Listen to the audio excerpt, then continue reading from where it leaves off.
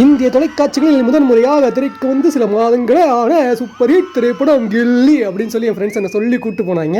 First போகும்போது வேண்டாம் தான் போனேன், எதுக்குடா படத்துக்கு போனோம் அப்படின்னு. ஆனால் உள்ள தலையவரை பார்த்ததுக்கப்புறம் எனக்கு மனசு மாறிடுச்சு. அது மட்டும் இல்லாமல் அங்கே நாங்கள் பண்ண அளப்பறைகள் தான். ஏன்னா இது ஒரு வைப்பு, பியூர் வைப்பு. சின்ன வயசில் இந்த படத்தை நம்ம எல்லாருமே பார்த்துருப்போம். அப்போ போய் தேட்டரில் பார்க்க முடியாமல் இருந்திருக்கும். பட் இப்போது ஃப்ரெண்ட்ஸோடு சேர்ந்து ஒரே பாட்டு டான்ஸு அந்த வைப்போட படம் பார்த்தது வேறு ஃபீல். எனக்குலாம் உண்மையில டான்ஸ் ஆடவே தெரியாது. ஆனால் என் ஃப்ரெண்டெல்லாம் கூப்பிட்டு போய் முதல்ல நின்று ஆடிட்டு இருந்தோம்.